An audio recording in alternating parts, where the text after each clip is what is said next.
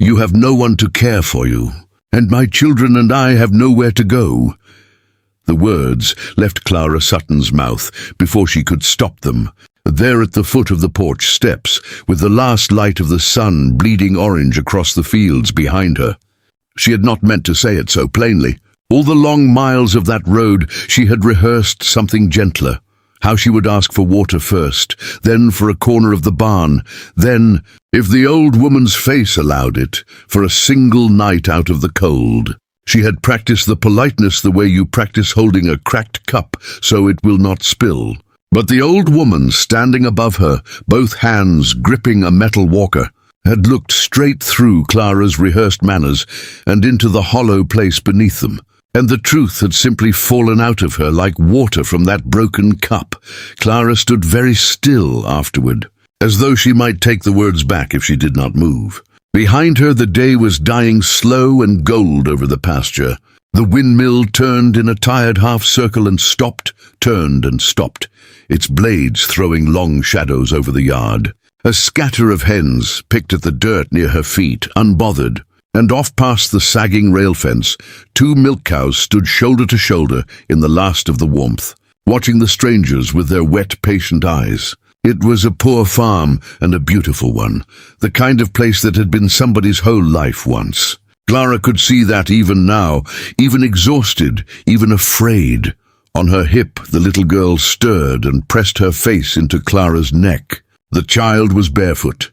Clara had carried her the last 3 miles because the girl's shoes had worn through at the sole 2 days back, and there had been no money and nowhere to buy more. Against Clara's chest, wrapped tight in the last clean blanket they owned, the baby slept the deep, trusting sleep of the very young, the sleep that does not yet know the world can turn cruel. And pressed hard against Clara's skirt, one fist knotted in the worn fabric, stood the boy, 7 years old and trying with everything in him to look older, to look like the man his father had told him he would have to be someday. He had not cried once on that road. Clara had. He had held her hand instead and said, "We'll find a place, Mama. We'll find somebody good." He had said it as though he could make it true by saying it, and here they were, at the only door for miles, with a light still burning behind its window. The old woman had not answered. She stood at the top of the steps in a heavy knitted cardigan, gone thin at the elbows, her grey hair pinned back, her face lined deep by weather and years, and something else Clara recognized but could not yet name. An oil lantern hung from a hook by the door, its flame steady in the still evening air, throwing warm light across the peeling paint of the porch posts and across the old woman's hands, where they gripped the frame of the walker. Those hands did not shake, but they held on hard, the way a person holds on to the one solid thing left in a room that has been emptied. "I don't know you," the old woman finally said. Her voice was rough, worn low by years of speaking mostly to animals and to no one. But it did not slam shut. That was the thing Clara would remember later, that first small mercy. The voice was hard, but it left a door open just wide enough for a word to pass through. "And you don't know me. So why my door? There's the Prewitt place 2 miles back.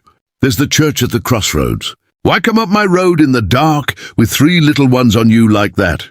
Clara swallowed. Her throat was raw from thirst and from swallowing tears all day so the boy would not see. "Because," she said, and her voice cracked on the first word so that she had to stop and steady it, "because yours was the only house left with a light still on. I walked past 4 dark ones. I stood at the Prewitts' gate an hour ago, and I could not make myself knock because I know what Amos Prewitt is, and I would sooner sleep in a ditch with my children than take his kind of charity." She lifted her chin, and something proud and nearly broken showed in it, and the church was locked. I tried the door. I sat on the step and I prayed, and then I got up, because praying does not put a roof over a baby's head, and I saw your light across the fields. So I came. That's the whole truth of it. I have nothing better to tell you, and nothing else to offer. For a long moment the only sound was the creak of the windmill and the small wet sound of the baby breathing. The old woman's pale eyes moved, slow, deliberate, missing nothing. They went to the boy pressed against his mother's skirt, to the fists he had knotted in the fabric, to the way he had stepped, without seeming to know he did it, half in front of his mother, a small body put up as a shield between her and whatever this stranger might decide. They went to the barefoot girl asleep on Clara's hip, to the dirty little sole of one foot hanging down. They went last to the bundle against Clara's chest, and stayed there a moment longer than anywhere else. 3 of them, the old woman murmured, more to herself than to Clara. You dragged 3 children down that road on foot. How far? Since morning, Clara said. 9 miles, maybe more. I stopped counting when the sun got high. And no wagon. No. Clara's voice went quiet and flat, the way a voice goes when it has already done all its weeping over a thing and has none left. There was no wagon left to bring us. The wagon is what took their father. The axle broke on the river road in the spring rains, and it went over the bank with him under it, and the water was high, and by the time the neighbors got a rope down to him... She stopped. She looked down at the top of her son's head, at the boy who was listening to every word and pretending not to, and she did not finish the sentence. It's enough to say I buried him in April, she said instead. And by June, the man who owns the land we farmed came to say the debt was his now, the way the land was his and the house on it, and there was no name of mine on any paper anywhere. He gave us to the end of the week. That was 11 days ago. We've been walking since the money ran out. The old woman closed her eyes, just for a breath. When she opened them again, something in her face had shifted, some hard weather blowing through and leaving the ground changed behind it. Though her voice, when it came, was as gruff as before. Eleanor Whitfield, she said. It took Clara a moment to understand she was being told the old woman's name, that this, from a woman like this, was itself a kind of opening. This is my land. Was my husband's, is mine now, has been mine alone a good long while. She said a good long while the way another person might say a wound that never healed. I had no children. God saw fit not to give me any, and I stopped asking him why some years back. My Walter's been gone 22 years this coming winter. He's buried out past the roses, and most days the only voices in this house are mine and the fire's. Her jaw tightened. You want to know why I keep a lantern lit on a porch nobody comes to? I've asked myself that too. Habit, I told myself. But I think the truth is I lit it for somebody. I just never knew who. She looked at Clara a long moment more. And Clara, who had braced herself for a closed door, for hard words, for the shame of being turned away in front of her own son, felt something give way in her chest. Not relief yet, she did not dare. But the first thin crack of it, that boy looks half-starved, Eleanor said abruptly, gruffly, as though scolding someone, as though she were angry at the road, and the dark and the world, for bringing this child to her step in such a state, as though anger were the only door her tenderness had ever learned to come through. And that little one's got no shoes on her feet, and it'll be cold by midnight. I won't have it. I won't have children out in the yard shivering while I sleep warm. She jerked her chin toward the door behind her, toward the lit window and the fire it promised. Come up out of the dirt, all of you. I've got cold cornbread and a pot of beans that'll stretch, and a fire in that stove that has not gone all the way out in 30 years. Not once. Not through blizzards. Not through the night Walter died. I keep it fed. It's about the only thing I've had left to take care of. She paused, and her rough voice dropped, and for just a moment the hardness fell away from it entirely. And what was underneath was so plain and so lonely that Clara had to look away. It isn't much, Eleanor said. It's a poor place and a tired old woman. That's all I've got to offer you. Clara's eyes filled and spilled over at last, silently, the way water finds the crack it has been pressing against all day. It's everything, she whispered. You don't know. It's everything. And she gathered her children to her, the boy's hand, the sleeping girl on her hip, the baby against her heart, and she climbed the worn grey steps toward the lantern and the warm window and the old woman waiting at the top of them, and the door of that empty house, empty for so many long and silent years, swung open at last to let them in. Inside, the house wrapped around them like a held breath. Warmth was the first thing.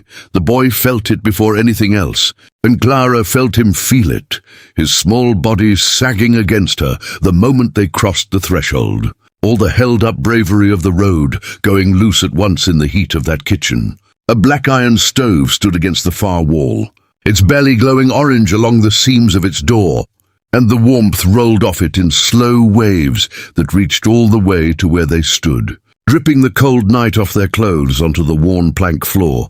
"Boots off, or don't, I don't much care," Eleanor said, thumping across the room on her walker, the rubber feet of it knocking a slow rhythm against the boards. "Floors seen worse than mud. Sit, all of you. Sit before you fall down." She waved a hand at the long table, scarred and pale from decades of scrubbing. 4 chairs around it, and 2 of them clearly not sat in for a long, long time. There, the boy on the end where he can reach. Clara lowered herself into a chair, with the baby still against her chest, and the little girl half waking in her lap. And for a moment she simply could not move any farther. Her legs had carried her 9 miles, and they were done. The boy climbed up beside her, watching the old woman with the wide, careful eyes of a child who has learned that grown-ups can change like weather. Eleanor did not sit. Eleanor went to the stove. It was a slow business, watching her do it. She could not carry a pot and manage the walker both, so she did it in pieces, moved the walker 2 steps, braced herself against the counter's edge, reached, moved again. She would not be helped. Clara half rose the first time, meaning to take the pot from her, and the old woman said, without even turning around, "Sit down. I've fed myself in this kitchen alone for 22 years. I know how far it is from the stove to the table." So Clara sat, and understood that she was being told something, and let herself be told it. Beans came first, in a heavy dented pot, still holding heat from supper. Then cornbread, half a pan of it wrapped in a cloth. Then a crock of butter, and a jar of dark honey, and a pitcher of milk so cold and fresh it beaded the tin cups Eleanor set down one at a time. Thump, thump, thump, 3 of them, and then a 4th she looked at a moment before she set it down too. "Eat," Eleanor said. "Don't wait on manners. Manners are for people who aren't hungry." The boy looked up at his mother. Clara nodded, and only then did he reach. She would remember later the sound of it, the sound of her children eating. She had heard that sound go thin over the past 11 days, gone quiet and rationed and careful. The boy pretending he was full so the little one could have his share. The little one crying in the night from a stomach that would not settle. Now she heard it come back. She heard the boy tear the cornbread and dip it in the honey and make a small, helpless sound low in his throat. An animal sound of pure relief, and she heard the little girl, wide awake now and kneeling up on the chair, say more in her small voice and then say it again. More, and reach with both sticky hands. And Clara put her own face down, close to the baby's head, so that no one would see her come apart. But Eleanor saw. Eleanor saw everything, from where she stood braced against the counter, not eating, just watching these strangers fill her silent kitchen with the noise of living. And Eleanor said nothing at all about the tears. She only pushed the honey jar an inch closer to the little girl with one crooked finger and said, gruff as ever, "There's plenty. Nobody in this house goes to bed hungry. Not tonight, not any night, as though there had been other nights, as though this house had ever in these long years held anyone but herself." When the plates were clean, the little girl's head began to droop, and the baby had gone back to sleep, and the boy was fighting his own eyes with the stubbornness of a child who does not want the good thing to end, in case it isn't real in the morning. Eleanor jerked her chin toward a door off the kitchen. "There's a room back there. Was going to be—" She stopped. Started again, flatter. "It's got a bed in it, big one. Feather tick needs airing, but it's dry. And there's quilts in the chest, more quilts than one old woman could wear out in 3 lifetimes. I made them. Had to do something with my hands, all those winters." She was already turning the walker toward it, already moving. "The children can have the bed. You'll fit, all of you, small as they are. And you," she looked at Clara, "you'll sleep where you can watch that door. I know you're kind." You won't sleep otherwise. So there's a chair by the window, and I'll bring you a quilt.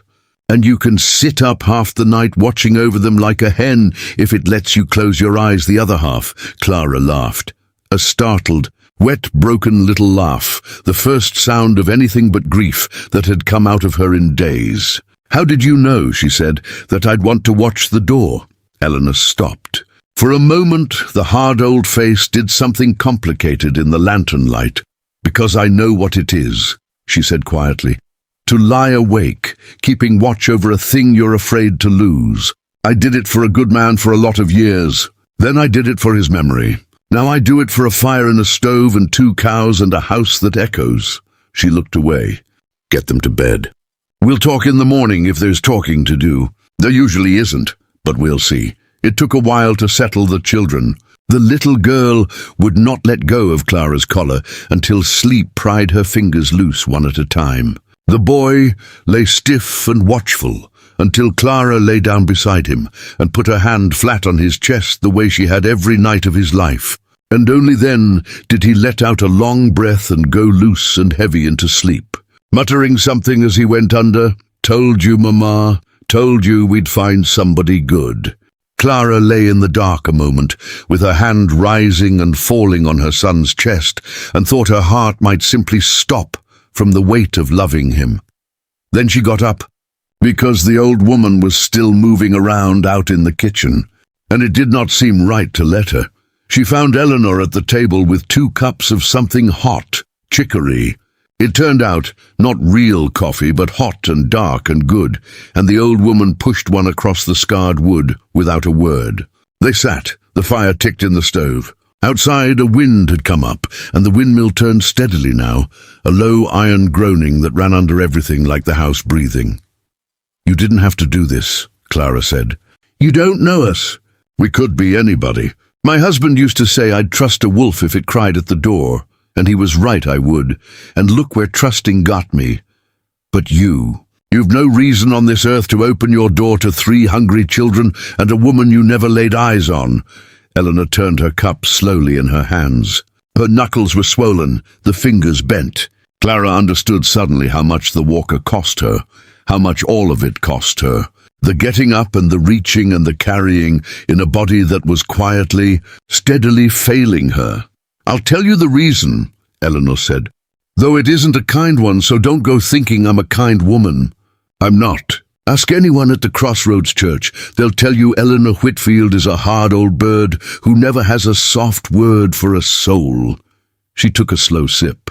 "The reason is this. I'm 74 years old. I cannot get up the stairs to the 2nd floor anymore, so I've closed it off, half my own house, closed up like a tomb. I cannot lift a full pail. I cannot get down to the barn and back before dark most days. The Prewitt boy comes once a week to see to the heavy work, and he charges me for it, and looks at my land the whole time he's here, like a man reading a price off a tag." Her jaw worked. "I have been sitting in this kitchen for 2 years now, watching everything my Walter built with his own 2 hands go slowly to ruin around me, because there is no one, do you understand, to hand it to. No child, no kin worth the name. And every night I light that lantern on the porch, and I tell myself it's habit. But I think the truth is I've been waiting to find out who I lit it for." She looked up then, and her pale eyes met Clara's across the little table, across the steam of the chicory, across the whole gulf between 2 women who had each been so alone. "So don't thank me," Eleanor said roughly. "I didn't take you in out of goodness. I took you in because you knocked on the door of a dying woman's empty house, and for the first time in 2 years, there was somebody on the other side of it. And here, if you're watching this, wherever you are tonight, I want to ask you something, and I hope you'll tell me down in the comments. Has there ever been a night in your life when a stranger opened a door for you that no one else would? Or a night when you were the one who opened the door? Tell me where you're watching from and tell me your story. Someone here needs to read it. Now let me go on." Clara did not answer for a long moment. When she did, her voice was very low. "Then we're 2 of a kind," she said. "Because I didn't knock out of hope. I knocked because I had run all the way out of anywhere else to go. And maybe that's the only reason two people like us ever find each other at all. Not because we're looking, but because we've both come to the end of the road on the same dark night. She wrapped her cold hands around the warm cup. My husband's name was Samuel. I haven't said it out loud since the funeral. It felt like if I said it, the children would hear how afraid I am. She looked at the closed bedroom door. But I'm not going to be afraid tonight. Tonight there's a roof and a fire, and them asleep and full for the first time in 2 weeks. Tomorrow can want what it wants. Tonight, I'm going to sit in that chair by the window and watch my babies breathe, and I am going to thank God for a hard old woman who lit a lantern for a stranger. Eleanor looked at her a long moment. Then something almost like a smile, rusty from disuse, moved across her face and was gone. Go on to your chair then, she said. I'll bank the fire. And Clara, it was the first time she had used the name. The bed in that room. The one I said was going to be... She stopped, and this time she made herself finish it. It was going to be a nursery. 50 years ago, Walter built the frame himself, waiting on a child that never came. I've kept it dusted all this while, and I never once knew why. She turned her walker toward the stove, her back to Clara, so the younger woman would not see her face. Your little ones are the first children ever to sleep in it. 50 years that bed waited empty. So maybe you're not the only one who got given something tonight. Morning came grey, and then gold, the way it does over open country. The light coming up slow behind the barn and spilling across the yard, until it reached the window, where Clara had finally fallen asleep in the hard chair with a quilt over her knees. It was the boy who woke first. Clara felt him before she saw him, the small hand on her arm, the whisper close to her ear. "Mama, Mama, wake up! There's a lady making eggs." She came up out of sleep fast, the old fear grabbing her before memory could catch up. And then she smelled it, eggs frying and coffee, real coffee this time, not chicory, and heard the slow knock of the walker on the plank floor and the pop and hiss of the stove. She let the fear go. She was in a warm house. Her children were safe. For one more morning, at least, the world had not taken anything else from her. "She let me crack too," the boy said, breathless with the importance of it. She said, "I've got steady hands." She said, "Most grown men don't crack an egg without getting shell in it, and I did too clean." He was lit up with it. This 7-year-old who had carried grief like a grown man down 9 miles of road, now glowing over 2 eggs. Clara had to press her lips together hard. In the kitchen, Eleanor stood braced at the stove, turning eggs in a black skillet, the little girl on a chair beside her wrapped in a quilt 3 sizes too big, solemnly holding the salt cellar with both hands and passing it over each time Eleanor put out her palm. They had a system already. They had known each other 12 hours, and they had a system. "She helps," Eleanor said without turning around, as though this needed explaining, as though she'd been caught at something. "Girl's got a steady hand for salt. Sit down, the pair of you. There's plenty." They ate, eggs and biscuits and the last of the honey, and through the window the farm showed itself in the daylight. And Clara, chewing slowly, began to read it the way a farm wife reads land, and what she read made her set her fork down, because it was dying.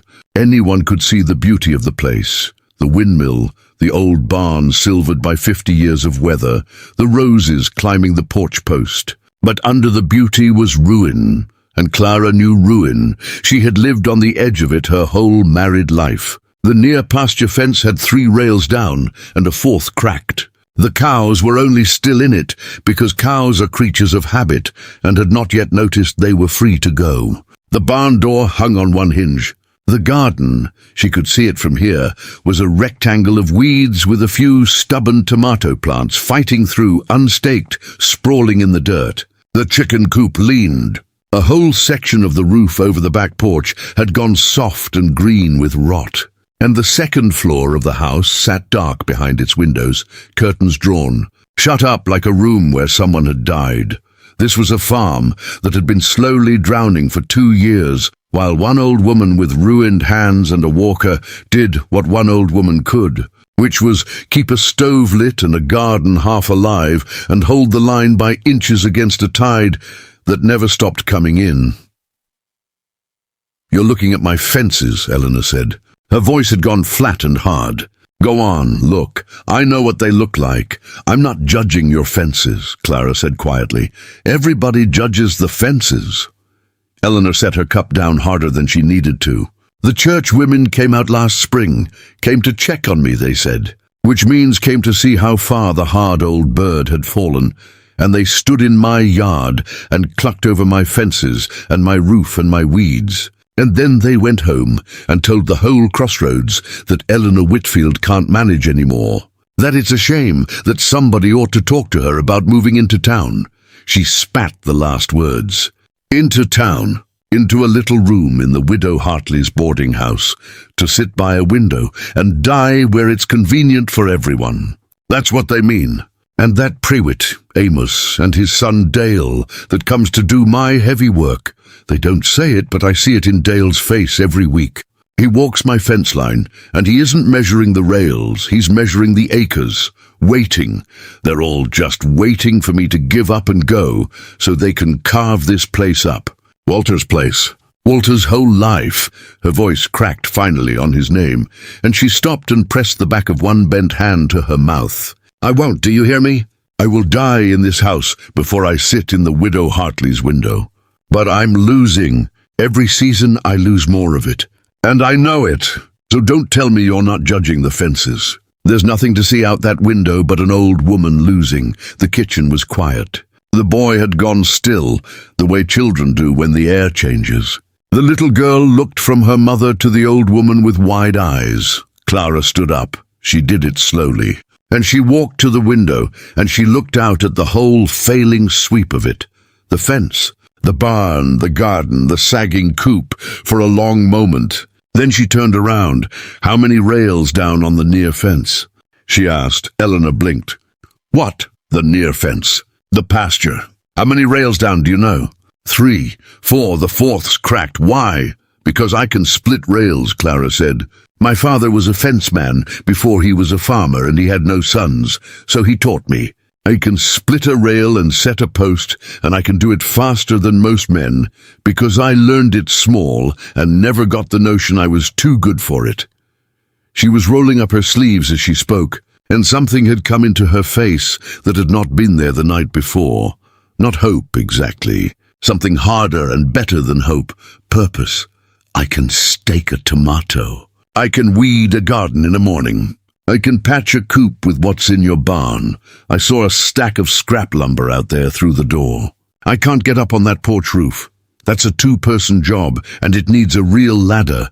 But the fence and the garden and the coop and the barn door, those I can start today. This morning. Now." "I don't want charity," Eleanor said, and her voice had gone rough and strange. "Any more than you did." "This isn't charity." Clara crossed back to the table and put both hands flat on the scarred wood and leaned toward the old woman. "Last night you told me you didn't take us in out of goodness.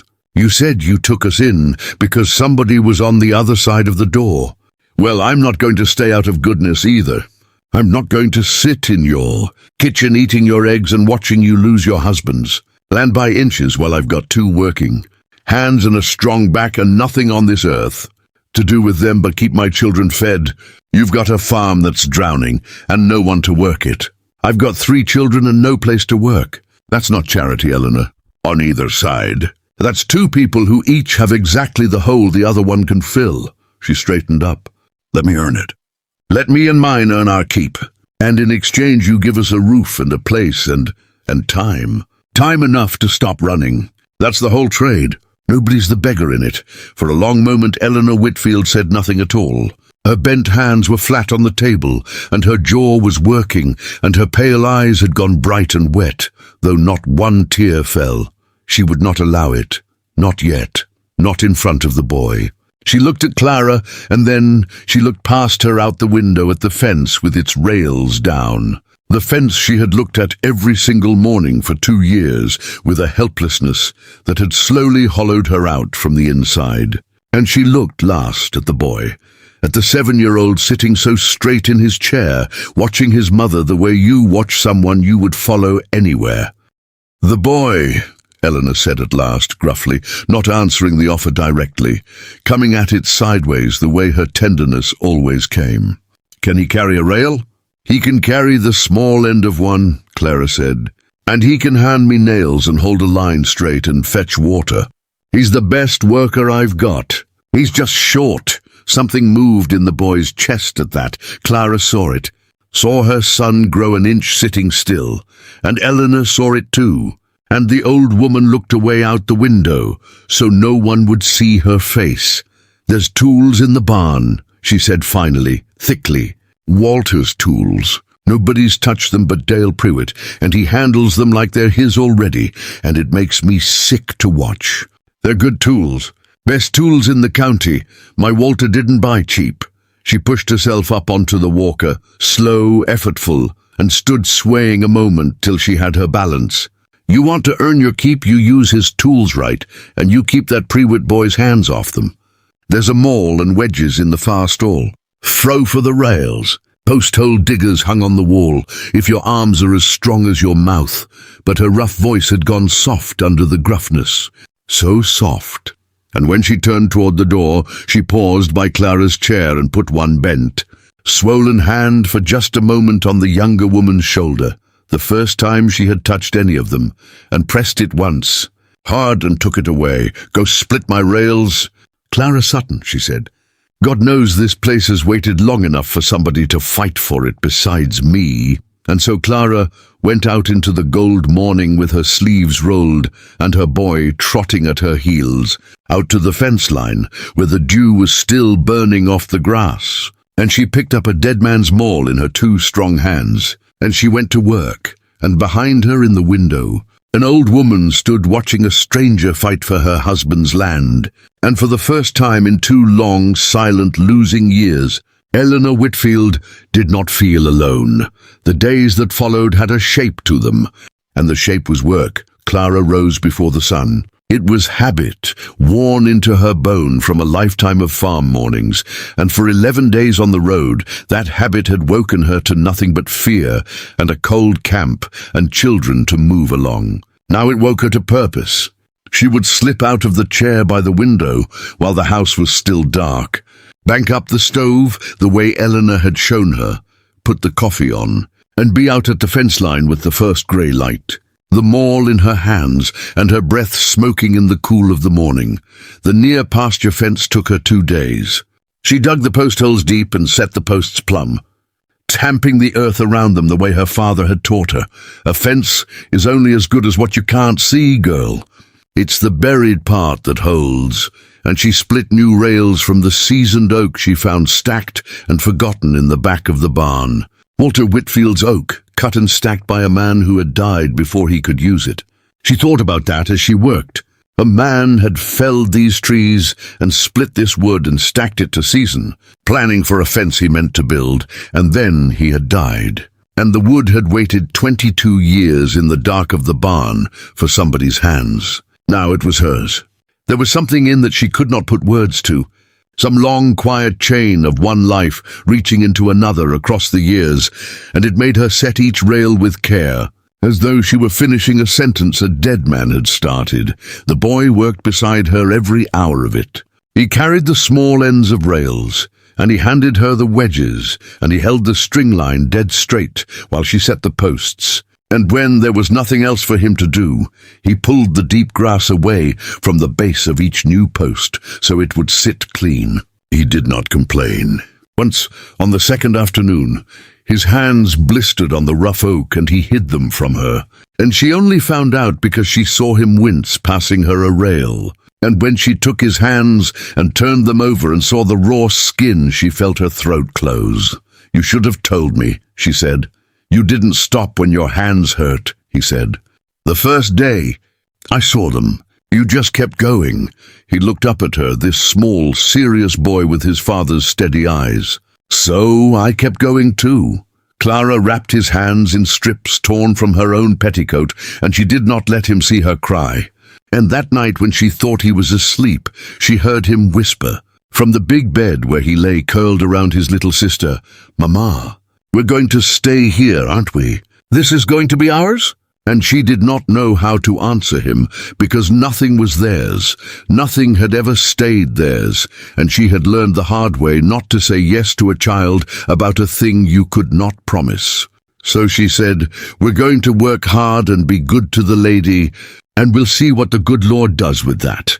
And the boy was quiet a moment, and then he said, "That means yes," with the perfect stubborn certainty of a child, and went to sleep. And Clara lay awake a long time in the dark. The little girl attached herself to Eleanor. It happened without anyone deciding it. While Clara and the boy worked the fence, the little one stayed close to the house, and the house meant Eleanor. And within 3 days, the child had become the old woman's shadow. She could not do much. She was barely 3, but Eleanor found things for her.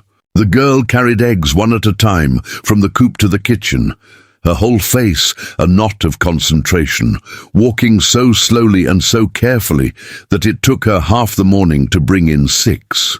She held yarn while Eleanor wound it. She sat on the floor by the walker while Eleanor shelled peas and dropped every 3rd pea and ate every 4th, and Eleanor pretended not to notice.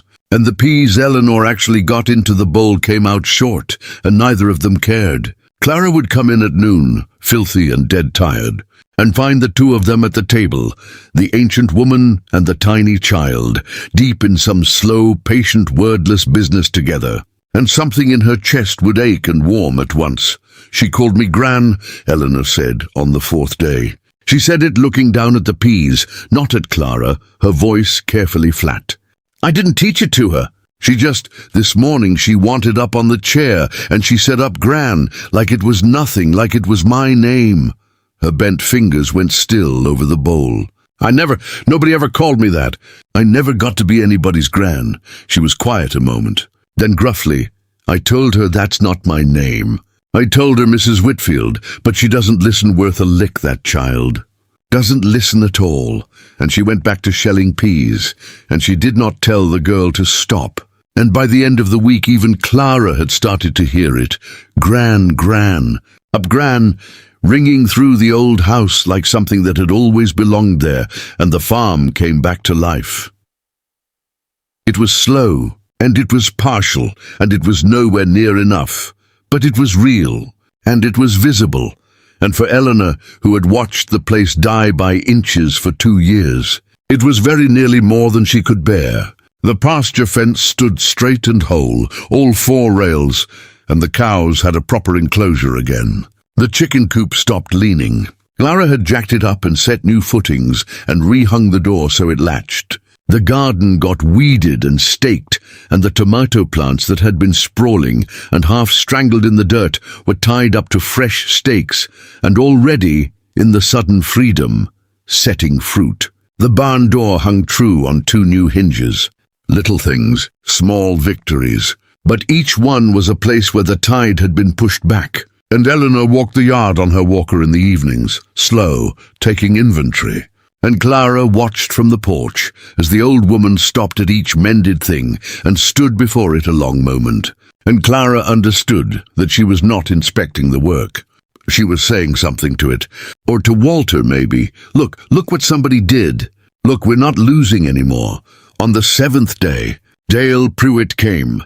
Clara was up a stepladder against the coop when she heard the horse, and she turned to see a man riding up the lane on a good bay gelding, a man of perhaps 35, well-fed and well-dressed for a farmer, with a hat pushed back off a face that had never learned to hide what it was thinking.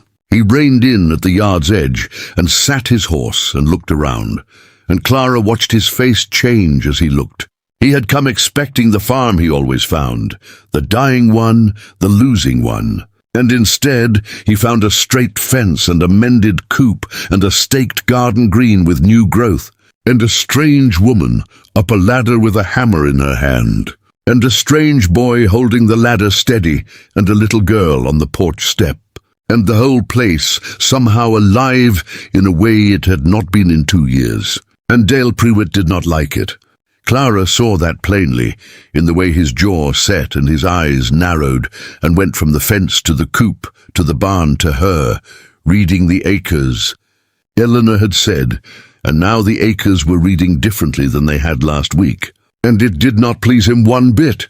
"Well," Dale Prewitt said, and his voice was pleasant in the way that a thing can be pleasant on top and rotten under. "What have we here?" The screen door banged. Eleanor came out onto the porch on her walker, and Clara saw her draw herself up, saw the old woman put on the hardness the way another person puts on a coat before going out into weather. "You're a day early, Dale," Eleanor said. "I don't pay for days I didn't ask for. Wasn't coming to work." "Mrs. Whitfield." He swung down off the horse and stood in her yard with his thumbs in his belt, looking around it like a man appraising something he already owned. "Coming to check on you, neighborly. My daddy worries. Old woman way out here alone, you understand. Anything could happen." His eyes slid to Clara and to the boy and back. "Only you're not so alone as you were, are you?" "Who's this?" "Help," Eleanor said flatly. "Hired help." "My business." "Hired?" Dale Prewitt smiled, and it did not reach his eyes, not anywhere near them. "With what, if you don't mind my asking?" "Everybody at the crossroads knows how you're fixed, Mrs. Whitfield. Land rich and dollar poor, same as your Walter was. God rest him. You can't hardly pay me my little wage each week without going into the egg money. So how are you paying her?" He looked Clara up and down, slow, in a way that made the boy step in closer to the ladder. "Or is it maybe she's not so much hired as moved in?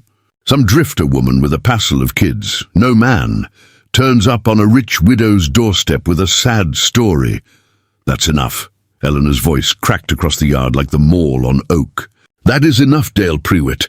You'll not stand in my yard and speak that way about a decent woman who's done more honest work on this place in 7 days than you've done in 7 months of my good money. Get on your horse."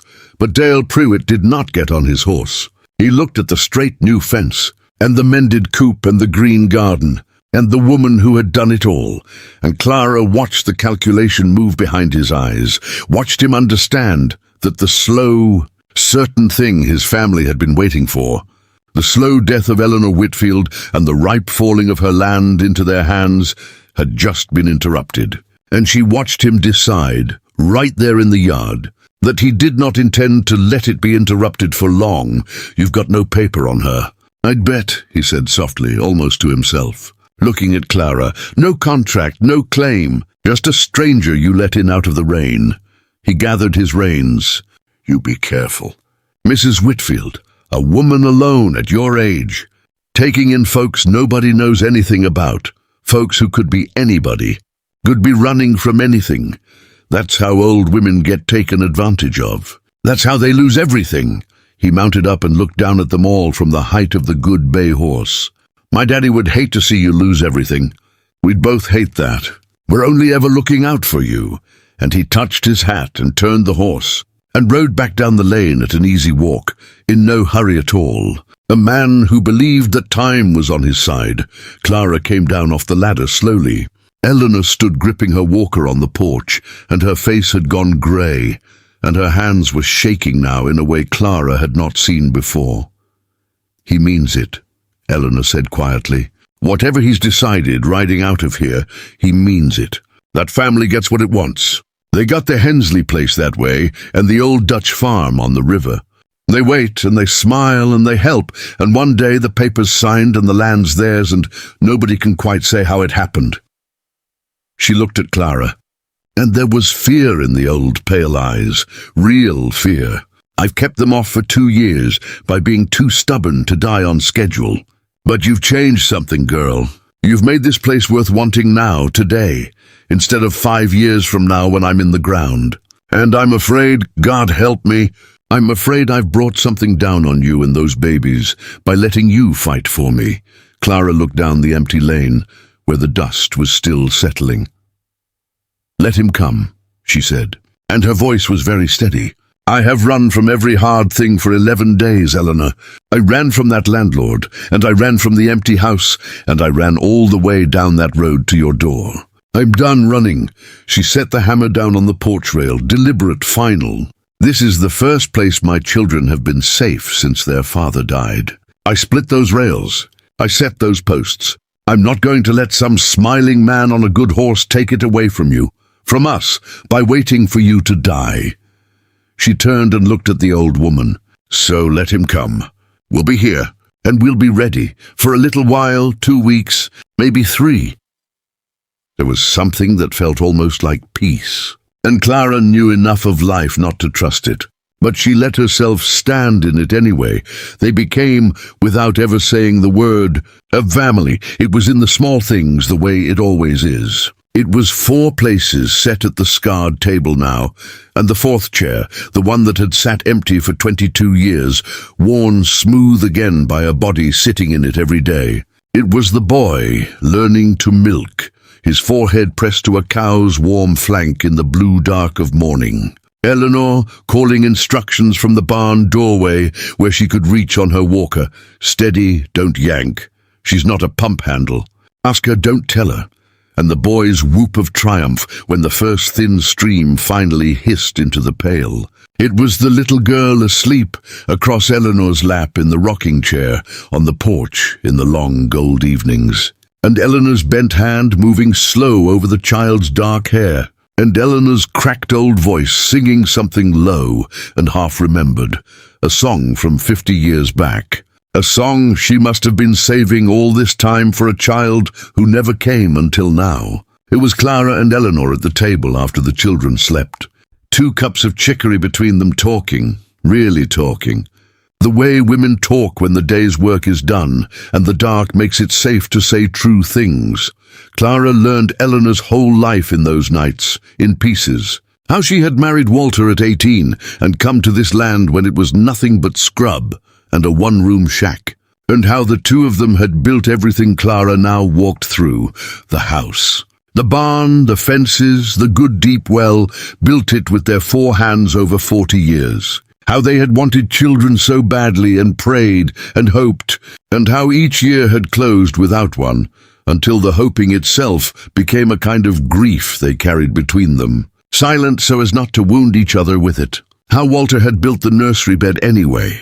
Late, when they were already past the age of it, built it one winter without a word of explanation, and how she had understood it to mean, "I have not stopped hoping, and I never will, and I am building this so you'll know I never did," and how he had died, not dramatically, not like Samuel torn away by a river, but slowly over a bad winter, his big, strong body giving out an inch at a time, while she nursed him and fed him, and watched the man who had built her whole world shrink down to bones and breath.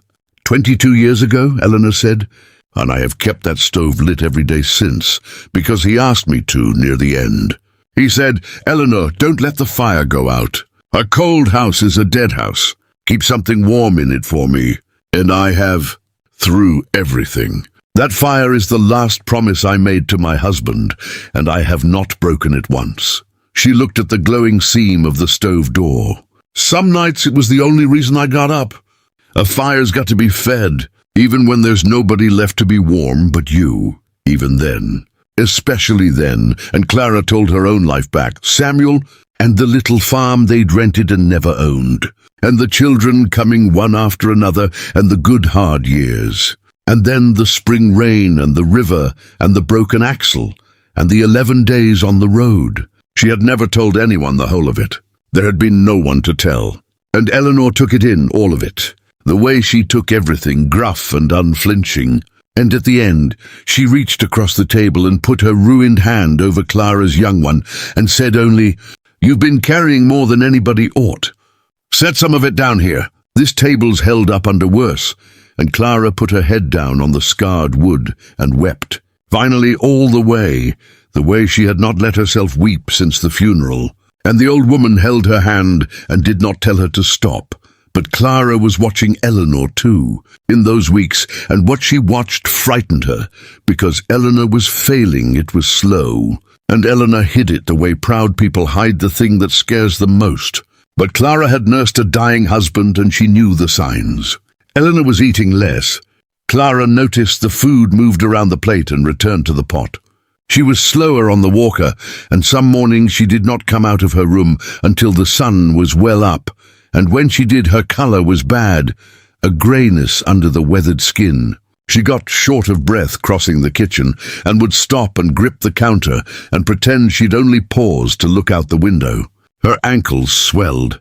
Her bent hands in the evenings sometimes went to her chest and pressed there absently, and then took themselves away. And once, reaching for a high shelf, she went suddenly white and swayed, and Clara caught her.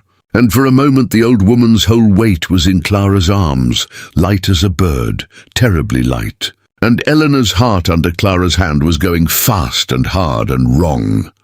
"I'm fine," Eleanor said, straightening, furious, pushing away. "I stood up too quick. Old people stand up too quick. It's nothing. Leave off fussing." "I won't be fussed over. I had enough of being fussed over from those churchwomen to last me the grave. Eleanor, leave off."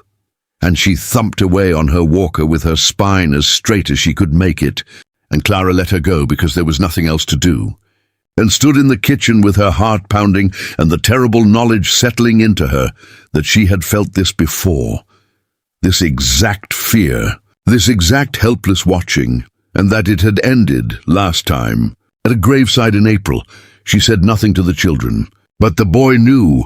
Children always know.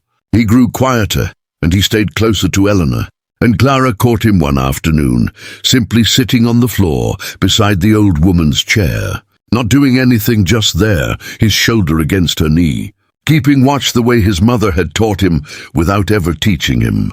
And Eleanor's hand rested on his head, and neither of them said a word about what they were both, in their way, standing guard against. It came on a night in the 3rd week. Clara woke in the chair by the window. She still slept there, though the fear that had first put her there had eased, and now it was only habit, only the old need to be where she could watch the door. She woke because something was wrong. The house was too quiet, and then it was not quiet at all. From Eleanor's room came a sound, a low sound, a wrong sound, and Clara was up and across the floor before she was fully awake. Eleanor was on the floor beside her bed. She had fallen getting up.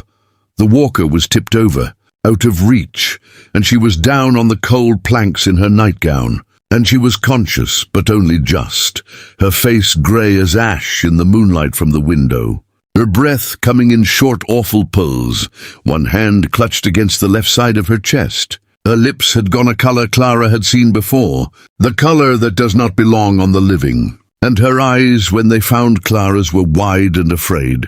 Eleanor Whitfield, who was afraid of nothing, who had faced down the churchwomen and the Prewitts, and 22 years of solitude without flinching, was lying on her floor in the dark, and she was afraid. "Clara," she got out. Just the name, barely a whisper. "Clara, my chest. It's like a hand squeezing. I've got you." Clara was down on the floor, gathering the old woman up against her, so light, so terribly light. "I've got you. I'm here. I'm not going anywhere. I've got you." She was calm. She made herself calm.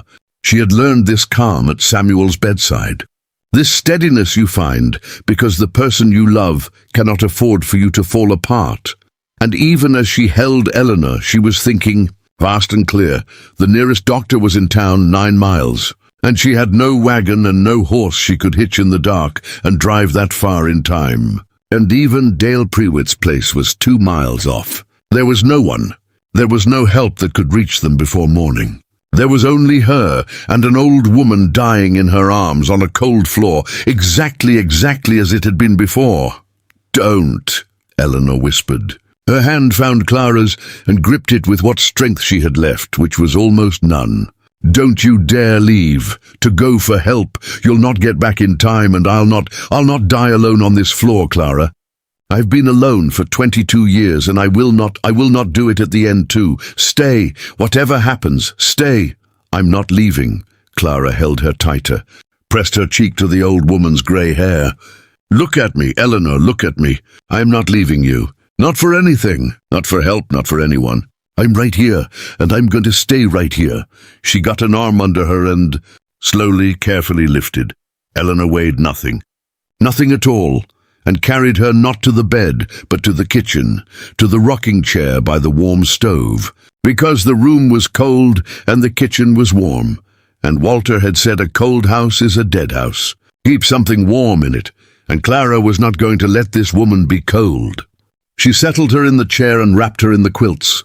The quilts Eleanor had made with her own hands across all those winters, and she knelt in front of her and held both the ruined hands in hers, and she fed the fire. She reached over and opened the stove door and pushed in more wood, so the flames leapt up and threw their orange light across the old woman's face. So the last promise Eleanor had made to her husband went on being kept even now, and then she knelt back down and held on. "There," Clara said softly. "There now. It's warm. The fire's up. You're not on the cold floor, and you're not alone, and you're not going anywhere. I'm not. Breathe with me, slow, there." And behind her, in the dark doorway, 3 small shapes had appeared. The children, woken by the noise, the boy with the little girl's hand in his, and the baby's basket dragged behind him. All of them come to stand watch, and Clara did not send them away. She reached back with one hand and drew them in, and they gathered around the rocking chair in the firelight, the whole strange found family of them, around the old woman who had opened her door to strangers, and in doing so had found, at the very end of a long and lonely life, that she was not after all alone. "Stay awake." "Eleanor," Clara whispered. "Stay with us, please, just till morning, stay." And the old woman's chest heaved, and her eyes drifted and fought and held, and her hand tightened once more in Clara's. And by the leaping light of the fire she had kept lit for 22 years, she stayed. She stayed. Through the worst of the night she stayed, there in the rocking chair by the fire. And somewhere in the black hours before dawn, the terrible squeezing in her chest loosened its fist, and her breath came easier, and her color climbed back a little way from the edge it had gone over. She did not sleep, and neither did Clara, and neither quite did the children. They dozed in a heap on the floor at Eleanor's feet, the boy startling awake every little while to check her face. And each time he woke, Eleanor's bent hand found his hair and rested there, and told him without words, "Still here, boy, still here." When the window went grey, Clara made coffee. Real coffee, the last of it, because this was a morning that called for it. And when it was full light, she wrapped the children in coats and put the boy up on the old plough horse Eleanor kept, a slow, gentle, ancient animal but sound, and she sent him, with careful instructions repeated 3 times, down the lane and along the river road to town, to the doctor's house, to say that Mrs. Whitfield's heart had near stopped in the night, and would he please come. The boy sat very straight on the big horse. "I'll bring him, Mama," he said. "I'll bring him back if I have to lead his horse by the bridle myself." And he rode off into the morning, 7 years old, on a mission to save the life of a woman who 3 weeks ago had been a stranger. And Clara stood in the lane and watched him go and pressed her hand to her mouth. The doctor came near noon, a tired, decent man named Foss, who had known Eleanor 40 years, who came into the kitchen and saw her in the rocking chair wrapped in her own quilts, and stopped in the doorway and said, gruff himself, "Well, Eleanor, heard you tried to give it up in the night. Should have known better. You're too contrary to die in your sleep like a Christian." And Eleanor, weak as she was, rasped back, "Wasn't in my sleep, Amos Foss. I was wide awake and fighting the whole time. And I'll thank you not to bury me before you've even taken my pulse." And the doctor laughed, and it was a good sound. But Clara saw his face when he bent to listen to that labouring heart. And the laughter was not in it. He examined her a long time. He asked Clara questions in a low voice, the swelling, the breathlessness, the grey spells, how long? And Clara answered them all, and with each answer his face grew graver. And when he was done, he sat down heavily at the scarred table and folded his hands and told them the truth. Because he was that kind of doctor, and Eleanor was that kind of woman, and neither of them had any use for a comfortable lie. Her heart was failing. It had been failing for a good while.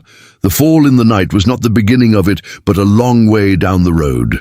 He could give her something to ease the strain, to take the water off her lungs, to make her more comfortable, and perhaps buy some time. But he would not stand in this kitchen and promise her time he could not give. "It could be a year, Eleanor," he said. "It could be a good deal less. I've seen hearts in this shape carry on longer than they'd any right to, out of sheer stubbornness, and God knows you've got the stubbornness for it. But I won't lie to you. Your heart is worn out. You wore it out living hard for 74 years, and there's no medicine mends that. What's left is what's left." He looked at her steadily. "The kindest thing I can tell you is, put your house in order, whatever that means to you. Do it while you're able.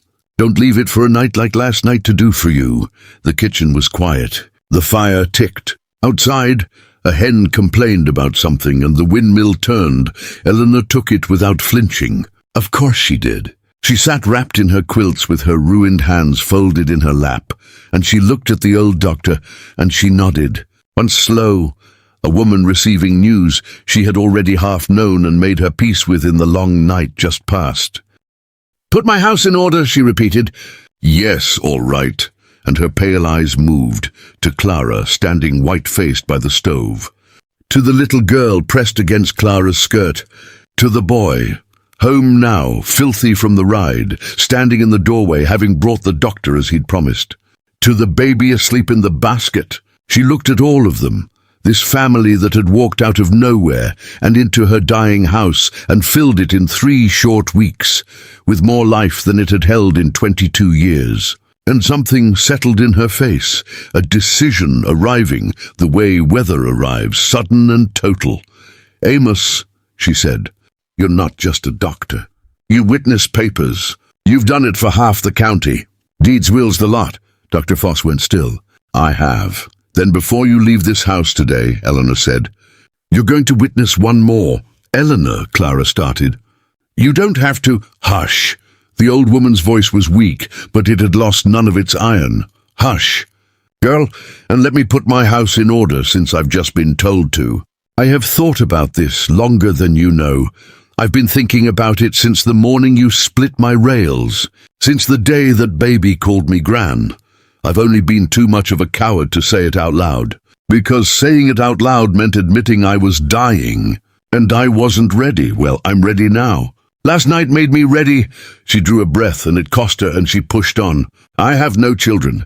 I have no kin but a nephew in the city who wrote me twice in 20 years, both times to ask for money. When I die, this land, Walter's land, goes to whoever the law hands it to, and the law will hand it to that nephew, who has never set foot on it, and will sell it to the Prewitts before I'm cold. And everything my husband and I built with our 4 hands over 40 years will be carved up and swallowed and gone, as if we had never lived at all." Her voice cracked. "I have been so afraid of that. For 2 years I have lain awake afraid of that when I go it all just vanishes, that there's nothing to show we were ever here." She turned her head, and she looked at Clara, and her eyes were bright and fierce and streaming now, at last. The tears she had not let herself shed. "But you," she said, "you came, you and your babies. You fought for this place when you'd no reason to.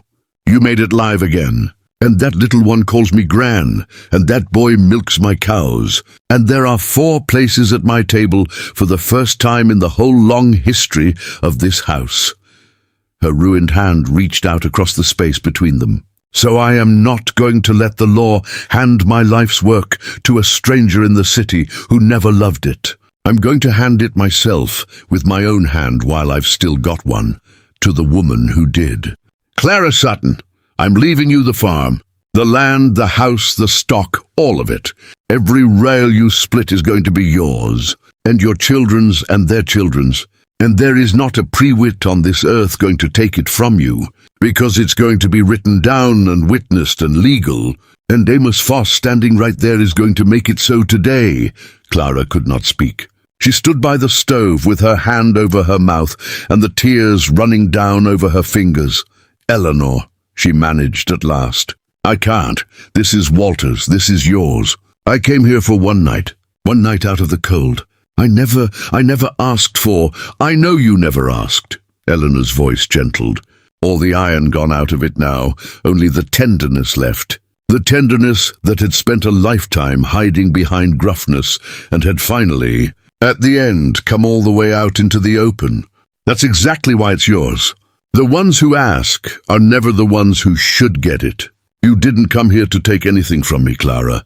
You came to my door with nothing, asking only for a corner to keep your babies warm, and instead you gave me back my whole farm, and a family, and a reason to have kept that fire lit all these years.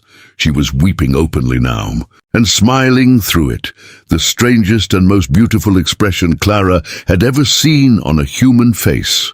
Don't you see? I thought I was taking you in. All this time I thought I was the one doing the giving, but it was you. You saved me first. You saved me the very night you knocked. And this, she gestured at the house, the land, the whole of it, with one trembling hand. This is just me, finally, getting to give something back to somebody who deserves it before I go. Let me, for the love of God, Clara, after everything, let me have this. Let me die knowing my Walter's land is in good hands and my house is full of children. And the fire's still going to be lit.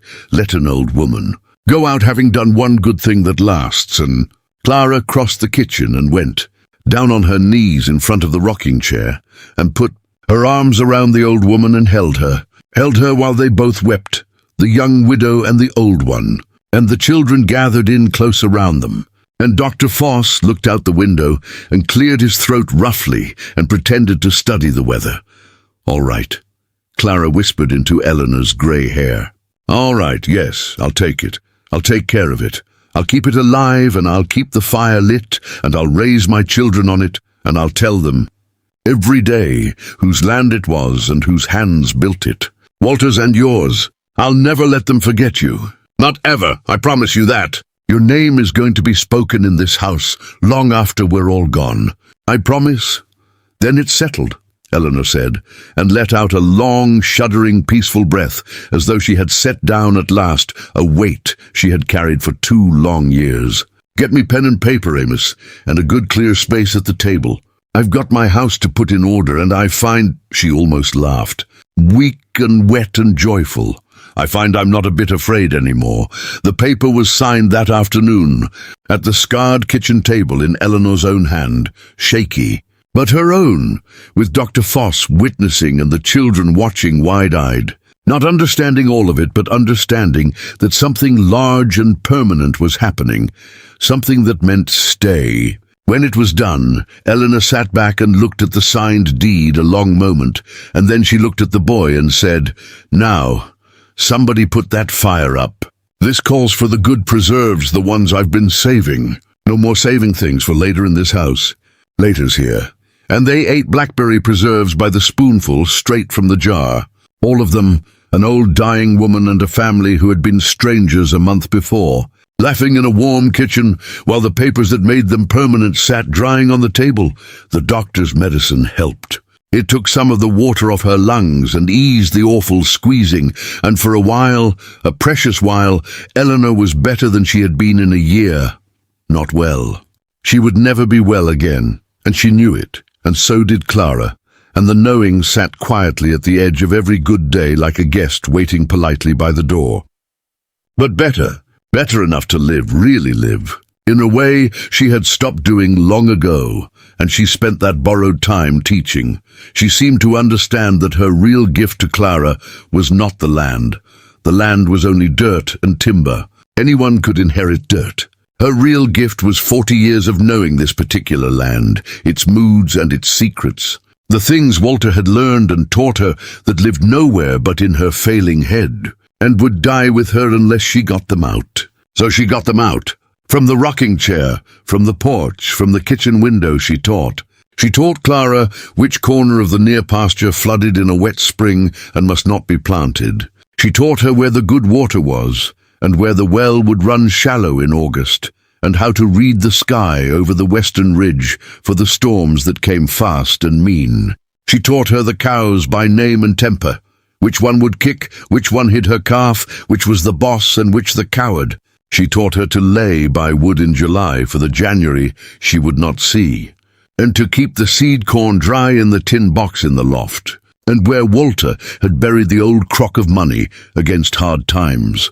40 years ago, that Eleanor had never touched because touching it felt like giving up. "It's not much," she said, "but it's there.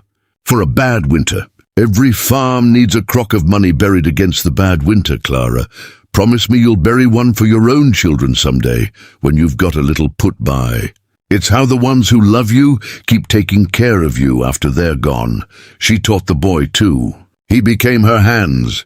Every day she sent him out with instructions, and every evening he reported back. And she corrected him and praised him and sent him out again. And under her teaching, the 7-year-old became, day by day, a small, competent farmer, a boy who knew things. And she taught the little girl the soft things, the songs, the way to gentle a frightened hen, the names of the flowers Walter had planted, the words to the grace they said now over every meal. And the baby she simply held, in the long afternoons, in the rocking chair, held and rocked and looked at with a wonder that never wore off. This child who would grow up on her land and never remember her, and yet somehow carry her forward all the same.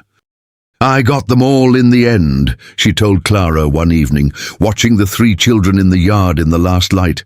50 years I wanted children, and God kept saying no, and I stopped asking, and I made my peace with dying childless and alone. And then he sent me 3 all at once, half-grown and hungry, walked right up my lane at sunset. She shook her head slowly, marveling. "I used to think he'd forgotten me. All those empty years, I thought he'd just forgotten. But he hadn't. He was only saving them up. He was saving them all up for the very end, for when I'd need them most, so that I wouldn't have to go out of this world the way I'd lived so much of it." Her voice went thick. "Nobody should have to die the way I've lived, Clara. Nobody should be alone at the end. And because of you, I won't be. That's the whole of it. That's everything. It was the Prewitts who broke the peace, as Clara had always known they would. Dale came up the lane on a Tuesday, and this time his father Amos rode beside him. Old Amos Prewitt, a hard, dry, smiling man who owned half the valley and wanted the other half. And Clara knew before they'd dismounted that they had heard. Word travels at a crossroads. Someone had seen Dr. Foss witness a paper. Someone had guessed. The guess had become certainty, become gossip, become the thing that had brought Amos Prewitt himself out of his fine house and onto Eleanor's dying land. Mrs. Whitfield, old.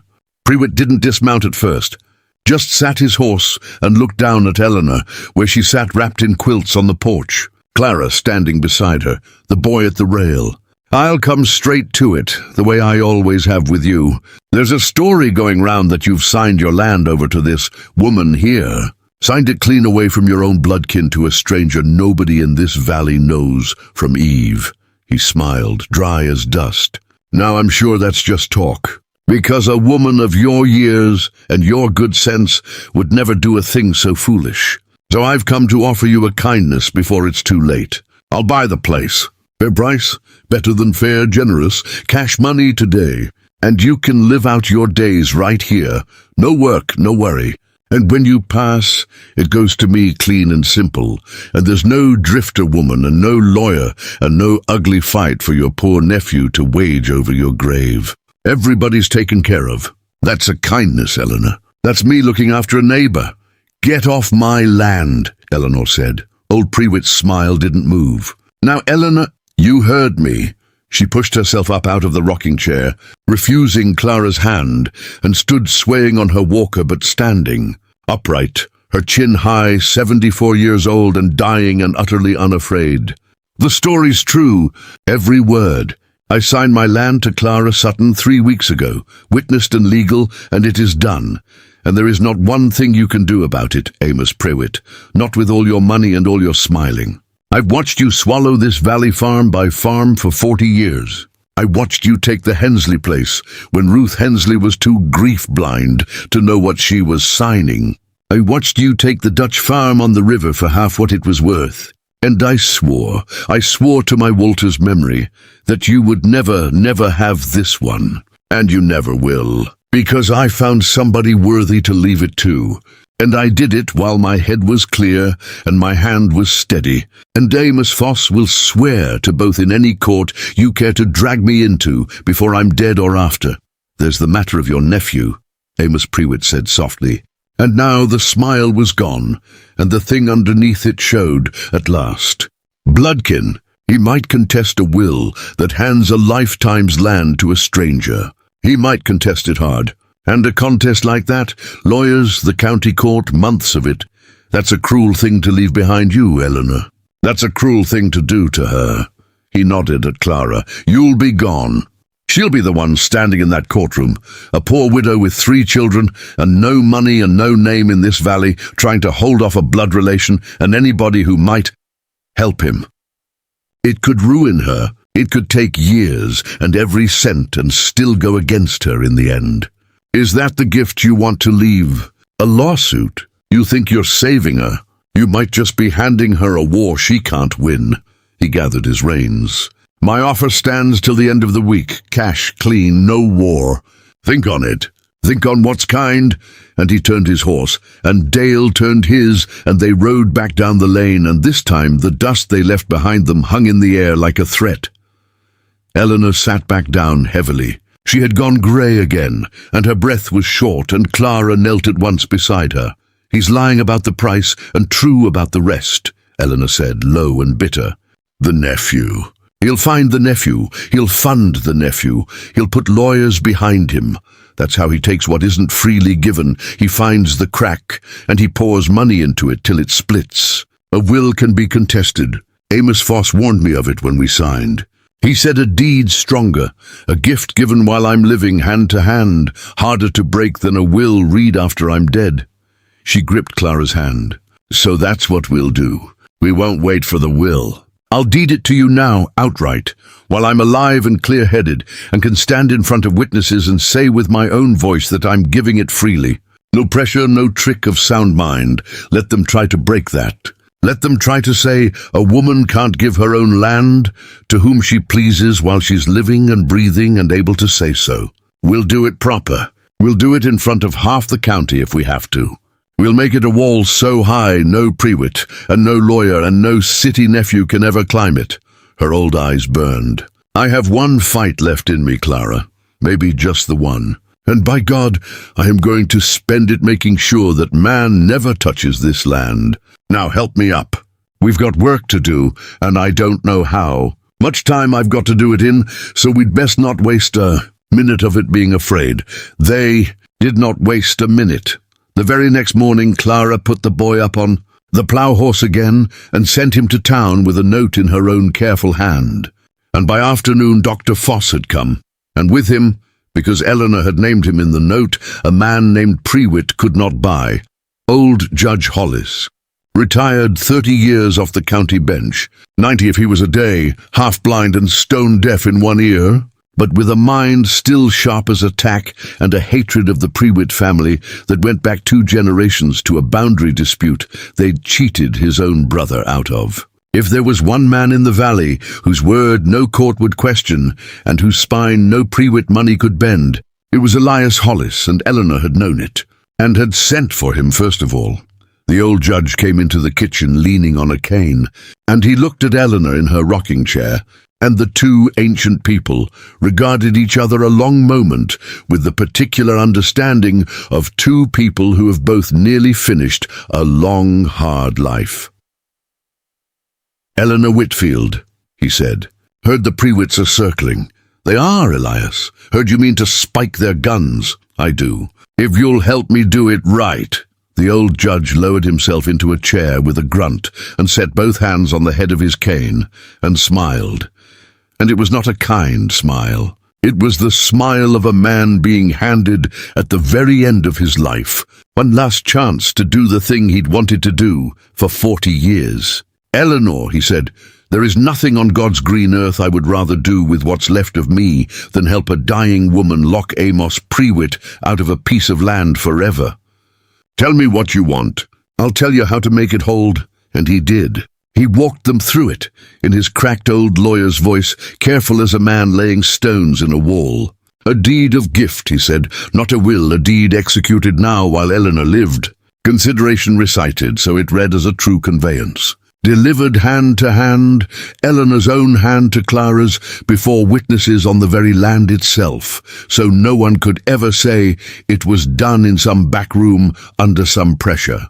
And most important of all, the thing that would make it a wall no lawyer could climb, witnesses to her soundness of mind. Not one, many, as many respectable, unimpeachable, unbuyable souls as they could gather, each to look Eleanor Whitfield in the eye and hear her say, in her own words, that she knew exactly what she was doing and why, and that no one had made her do it, and that it was the dearest wish of her heart. A contest turns on the mind of the giver, the judge said. They'll say you were confused, failing, led astray by a scheming stranger, so we bury that lie before it's ever born. We fill this room with people who'll swear on the book that Eleanor Whitfield was as clear as spring water and sharp as a hawk and knew her own mind to the last. Get me that, and I'll draw a deed the angel Gabriel couldn't overturn, so they gathered them. It took 3 days, and Eleanor spent strength she did not have, and Clara begged her to rest, and Eleanor would not. I'll rest when it's done, she said. I'll rest for good and all when it's done, and gladly, but not 1 hour before. They sent word out along the crossroads, not secret now, but the opposite of secret, loud and open, an invitation.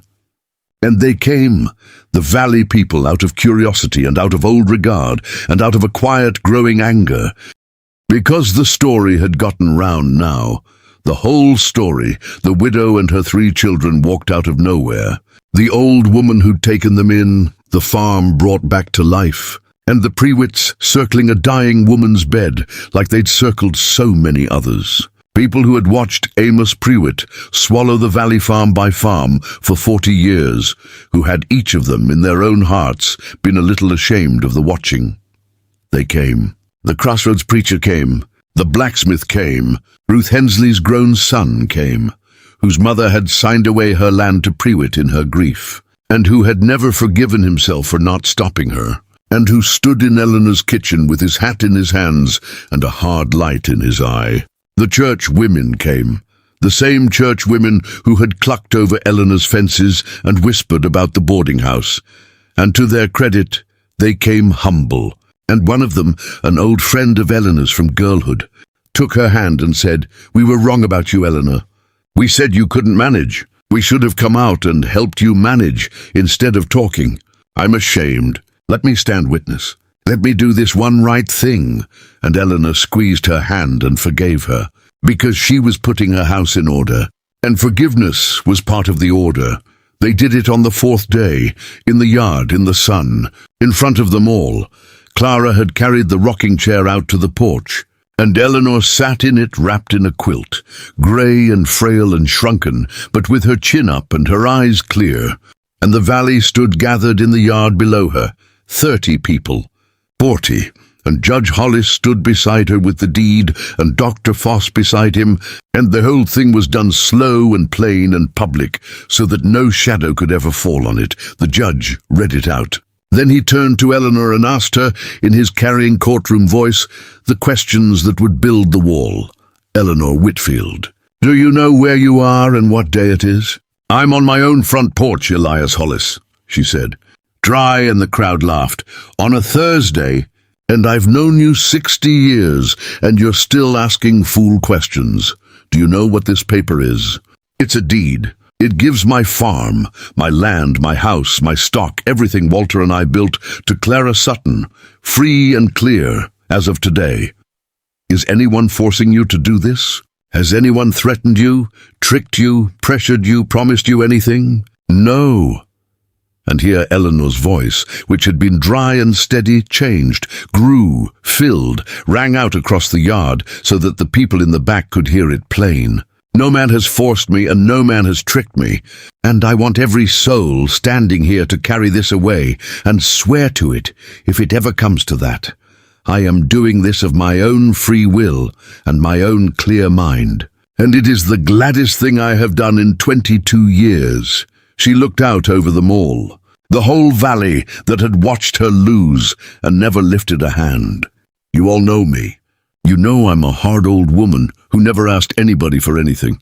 Well, I'm asking now. I'm asking you to witness that Eleanor Whitfield, being of sound and disposing mind, gave her life's work to the woman who earned it, who came to my door with nothing and gave me back everything, and that I did it laughing. Do you hear me? I did it glad. Because for the first time since my Walter died, I am not afraid of what happens to this place when I'm gone. Her voice cracked but did not fall. Amos Prewitt wanted to buy it.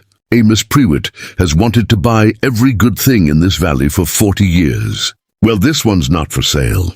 This one was never for sale. This one I'm giving away to somebody who loves it, and there is not enough money in the whole state to break what all of you are about to witness me do. And she took the pen, and her hand shook, and Clara knelt beside the chair and steadied it, not guiding it. Only steadying. The judge was careful to say so aloud for the witnesses. The widow steadies the hand. She does not guide it. And Eleanor Whitfield signed her name, big and clear, at the bottom of the deed. And then she reached up and took Clara's face in both her ruined hands and pulled her close and pressed the folded deed into her hands, hand to hand in front of them all, and said loud, for everyone to hear, "There, it's yours. It's done. Live on it. Raise your babies on it. Keep the fire lit," and then softer just for Clara, their foreheads nearly touching. "And when they ask you someday how you came to have such a fine farm, you tell them a lonely old woman gave it to you for the price of one knock on her door on a cold night. You tell them that's all it cost. One knock, because somebody was finally on the other side." The valley was quiet. And then Ruth Hensley's son began to clap, hard, his jaw working, and the blacksmith joined him. And then they all did, the whole yard, 40 people clapping in the sunlight for a dying woman who had, in front of the entire valley, beaten Amos Prewitt at last. And Amos Prewitt, 2 miles off in his fine house, would hear of it by nightfall, and would know, whatever lawyers he found and whatever nephew he bought, that this wall would never come down. It was built too high. It was built in the sun, in front of everyone, by a woman whose mind no one who saw her that day could ever be paid to doubt. That night, Eleanor slept for 14 hours. She had spent the last of her great strength, and Clara knew it, and did not wake her, only sat by the bed and watched her breathe. But when she did wake, near noon the next day, she was smiling before her eyes were even open. "Is it still ours?" she asked, the hours slipping out before she could catch it, and then she laughed at herself, weak and happy. "Yours, is it still yours?" "It's still ours," Clara said and took her hand. "It'll always be ours, Eleanor. You made sure of that. You made the wall too high. I did, didn't I?" Eleanor closed her eyes, content, a soldier who had won her last battle and could rest now. "I did. Too high for any Prewitt to climb." A long, peaceful breath. "Now I've truly put my house in order. Now there's nothing left to be afraid of. Nothing at all." That autumn was the best season of Eleanor Whitfield's long life, and she knew it, and she spent it like a woman who knows. The farm prospered as it had not prospered in 20 years. Clara's fences held. The garden gave more than they could eat, so they put up jars until the pantry shelves groaned. The cows fattened on good grass. The corn came in golden heavy, and the borrowed strength the medicine had bought held too, for a while, enough that Eleanor could sit on the porch through the warm afternoons and watch her family work her land, and be carried out in the wagon Clara had bought with the crock money to see the far pasture one last time, and hold the baby in the long evenings while the light went amber over the barn. They did the things there was still time to do. Eleanor taught the little girl to bake her cornbread, the real recipe, the one that lived in no book, a pinch of this and a handful of that. The child standing on a chair with flour to her elbows, and Eleanor calling out the measures from the rocking chair. "Now you know it," Eleanor told her. "Now it doesn't die with me. You'll make it for your own babies someday, and it'll be my cornbread in your kitchen. And that's a kind of living forever, child. That's the only kind any of us really gets." The girl didn't understand. She just liked the flour. But Clara understood and wrote nothing down, Because Eleanor said the writing down killed it. You keep it in your hands, not on paper, and so Clara learned it in her hands, and it lives in them still. They took a photograph. A traveling man came through with a camera, and Clara paid him from the egg money, and they all stood on the porch steps in their Sunday best, Clara and the 3 children and Eleanor in the middle in her good dark dress, one bent hand on the boy's shoulder and the little girl in her lap, and the baby in Clara's arms. And they held still for the long count, and the man took the picture. It was the only photograph ever made of Eleanor Whitfield in her whole life. It hung by the stove for 60 years. It hangs there now, and the boy would not leave her side that autumn. Some animal wisdom in him knew the season for what it was, and he spent it storing her up. He sat by her chair in the evenings and made her tell him things about Walter, about the old days, about how the barn got built and where the well was dug and what the valley was like before the roads came. He was 7, going on 8, and he listened like a man taking down a will. And Eleanor gave him everything, poured a whole vanished world into that one small serious boy, because she understood he would be the keeper of it, the one who'd remember longest, the one who'd tell the little ones someday, when they were grown and she was long gone. There was an old woman, and she took us in, and none of what you have would be here without her, you'll tell them. She asked him once in the dusk. I'll tell them, the boy said. Every day, I promise. And he meant it the way only a child can mean a thing, wholly, forever. And he kept it, that promise, for the rest of his life, which was long. He told his children, and they told theirs. There are people alive today who never met Eleanor Whitfield, and yet could tell you the color of her stove, and the words of her grace, and the way she said, keep the fire lit. Because a 7-year-old boy sat by her chair one golden autumn and stored her up, and never let her go. The first hard frost came in late October. Eleanor watched it silver the grass from the kitchen window, wrapped in her quilts, the fire high behind her. Winter's coming, she said quietly. Clara, kneading bread at the table, went still. They both knew what the word meant now, and it was not weather. Don't fret, Eleanor said, reading her. I'm not afraid of it. I used to be. All those years the winters were the worst, the cold and the dark and the alone. But look, she turned from the window and looked at the warm kitchen, the bread, the children, the family that filled the house. There's not going to be anything cold about this house this winter. Whatever comes. You've seen to that, she smiled. Keep the fire lit, Clara, that's all. Whatever else, keep the fire lit. I will, Clara said. I promise I will. I know you will, said Eleanor. That's how I know I can go whenever it's time. Because the fire's in good hands now. Walter's fire. It'll never go out. And she turned back to the window and watched the frost, content, unafraid. A woman who had made her peace with the coming winter, every kind of winter, and had nothing left to fear from any of them. Winter came, and Eleanor went down with the light. It was gentle, at least, the mercy she'd earned.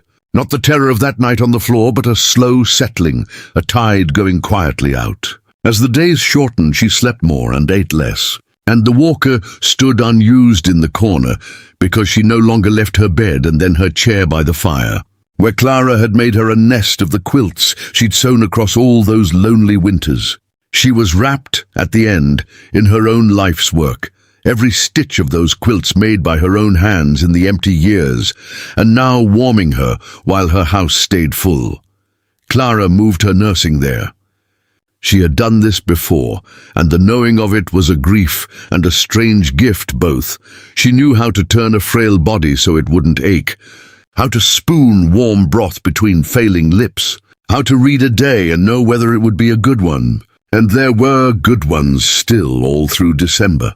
Days when Eleanor was clear and light and almost merry, when she'd hold the baby and hum, or listen to the boy read haltingly from the one book in the house, or watch the little girl play on the floor and laugh her cracked laugh. The dying was not all darkness.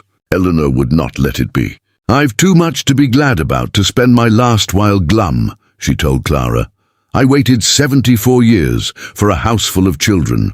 I'll not sleeve it looking at the floor. The valley did not forget her.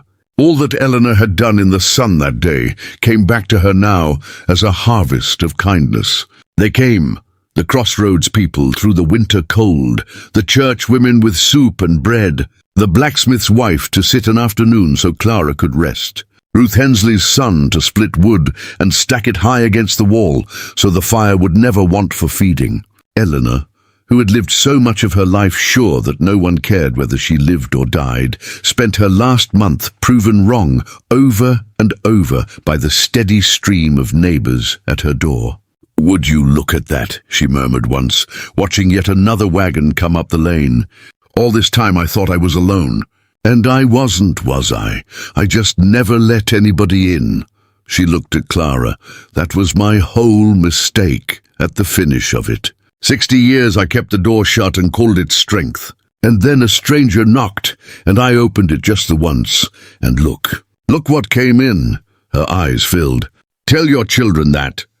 Clara, when they're grown and their hearts get hard and they want to shut the door on the world, you tell them about the old woman who almost died alone because she was too proud to open hers.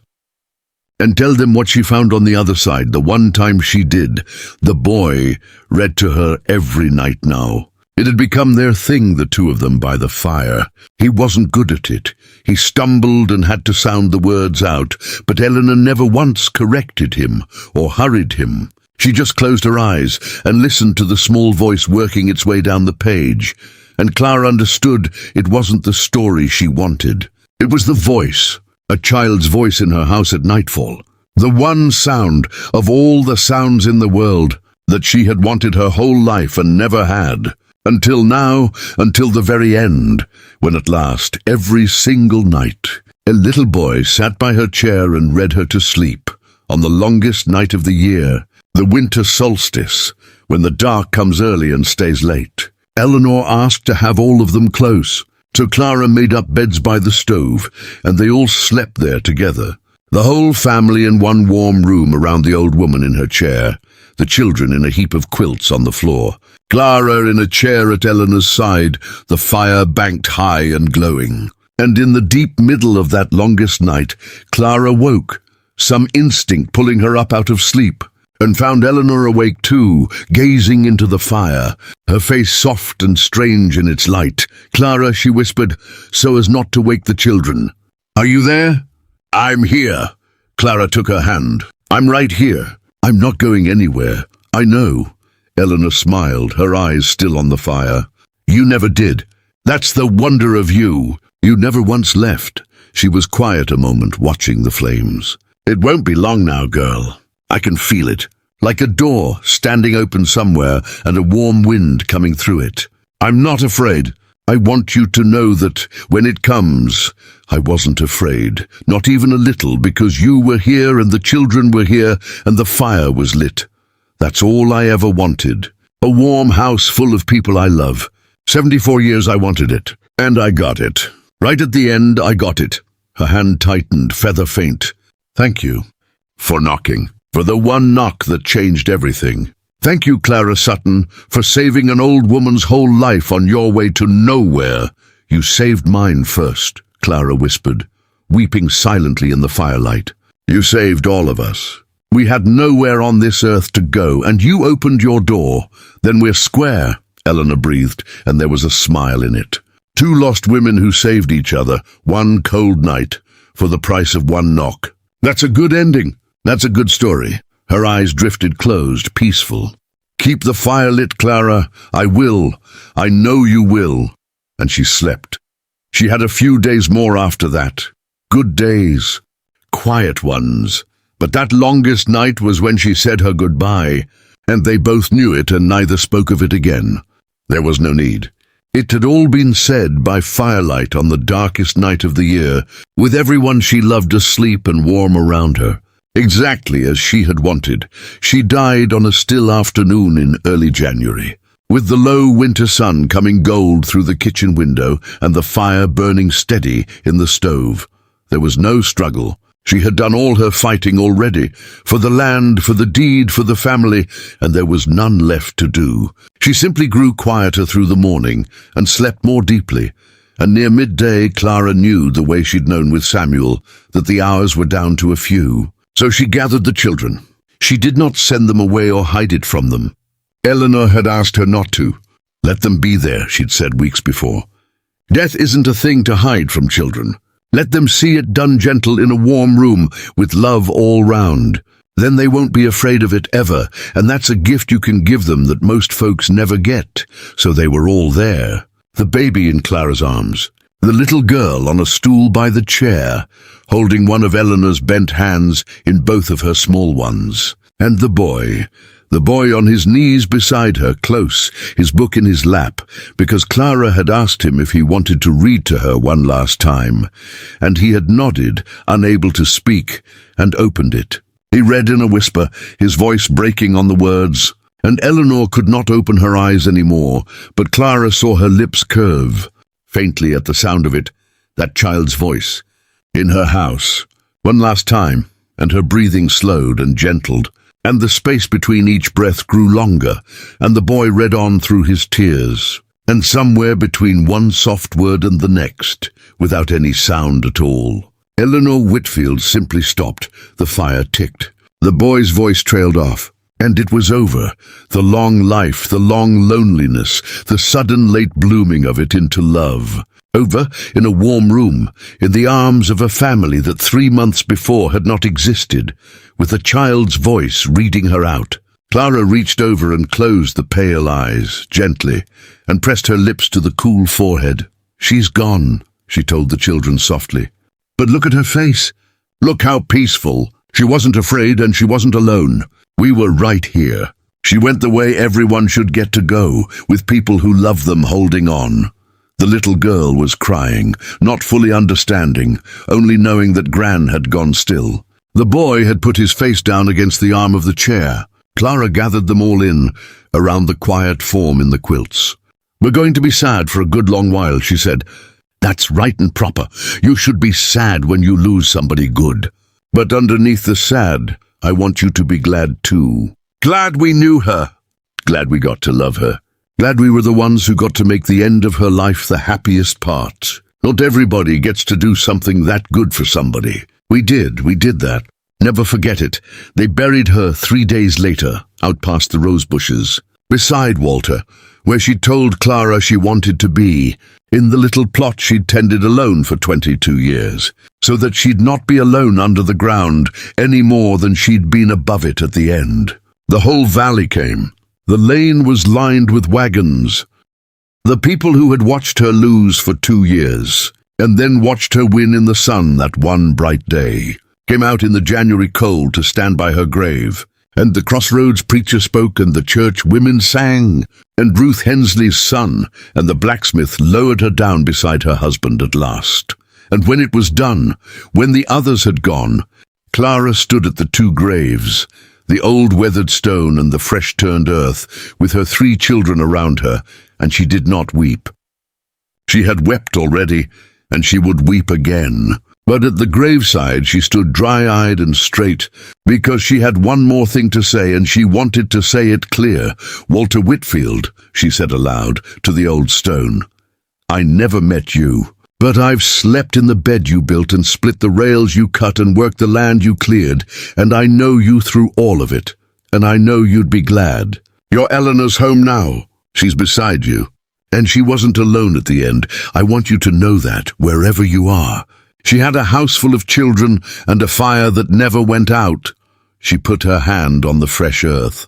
"And you, Eleanor, I'll keep every promise. The land, the children, the fire, all of it. You rest now. You did your part.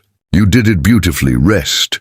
Then she gathered her children and walked them back through the cold to the warm house, where the fire was burning, where it had never once gone out, and where it never would. The Prewitts tried. Of course they tried. A month after the funeral, when they judged the widow weak with grief and alone, they made their move. The nephew appeared, a soft city man who had not written Eleanor in a decade, produced now like a card from a sleeve, with a lawyer beside him and Amos Prewitt's money behind him, though the money stayed carefully out of sight. Papers were filed at the county court. The claim was exactly what Amos had promised it would be, that Eleanor Whitfield had been old and sick and confused, that a scheming stranger had wormed into her house and her failing mind and stolen a lifetime's land out from under her rightful blood, that the deed was the product of undue influence on a woman not competent to give it and must be overturned, and the land restored to kin, who would, everyone understood, sell it to the Prewitts before the ink was dry. Clara received the summons standing in her own doorway. She read it through twice. Then she folded it and put it in her apron pocket and did not tremble, because Eleanor had built the wall for exactly this, and Clara had helped lay every stone. And she knew it would hold. It held. The hearing was in the spring. And when Clara walked into that county courtroom, she did not walk in alone. Half the valley came with her. They filled the benches, the church women, the blacksmith, Ruth Hensley's son, the crossroads preacher, farmer after farmer who had stood in Eleanor's yard that bright day and heard her ring out, clear as a bell, that she knew her own mind and gave her land gladly and of her free will, when by one the Prewitt lawyer's story fell apart against them. He said Eleanor was confused. 40 witnesses swore she was sharp as a hawk to the last. He said she was pressured. 40 witnesses swore she'd done it laughing, in the sun, in front of them all, and dared anyone to try to break it. He said a stranger had isolated her. The whole valley testified that they'd been in and out of that warm, full house all autumn and winter long, and that it was the happiest they'd ever known the woman to be. And then old Judge Hollis, 90 and half blind, rose from the front bench, where he'd sat waiting all morning for this moment, and asked the court's leave to speak, and got it, because a retired judge of his standing does not go ignored, and told them plainly that he had drawn the deed himself, that he had examined Eleanor Whitfield's competence with 60 years of legal judgment, that she was as sound of mind as any person who had ever stood before him in his 3 decades on that very bench, and that he would stake his name and his reputation and his immortal soul on it. "I have watched this family," the old judge said, turning his cloudy eyes on the Prewitts and their bought nephew, "swallow this valley farm by farm for 40 years by preying on the weak and the grieving. And I drew that deed the way I drew it, in the sun, before the county witnessed 40 times over, for one reason above all others, to build one wall in this valley that Amos Prewitt could never climb. It is a good wall. It is the best work I ever did. And it will stand." He sat down. And it did. The judge on the bench threw the claim out before the noon recess. The deed was sound. The gift was good. The land was Clara's, free and clear, forever, and no court in the state would ever hear the matter again. The nephew slunk back to the city, and Amos Prewitt, who had waited 40 years and spent a great deal of money, got exactly nothing and knew he would never get it, and rode home for the last time down a lane that would never be his. The valley walked Clara out of that courthouse into the spring sun like a returning army. Somebody cheered. Somebody else took it up, and Clara stood on the courthouse steps with her 3 children around her and the whole valley at her back, and thought of an old woman in a rocking chair who had spent the last great effort of her life making sure this exact morning would end exactly this way, who had reached forward from beyond her own grave to protect a family she'd known for 3 short months. And Clara turned her face up to the sun so no one would see her cry, "It's over." Ruth Hensley's son said gently at her side, "It's really over. It's yours, and it's staying yours." She did it. She really did it. She did, Clara said. She built it too high, just like she said she would. She looked out over the valley, all the green new fields of it rolling toward the ridge, too high for any of them to ever climb. That was her last gift, not the land, the safety of it. She made us a place that nobody can ever take away. She wiped her eyes and gathered her children and started down the steps toward home. "Come on, let's go tend our farm.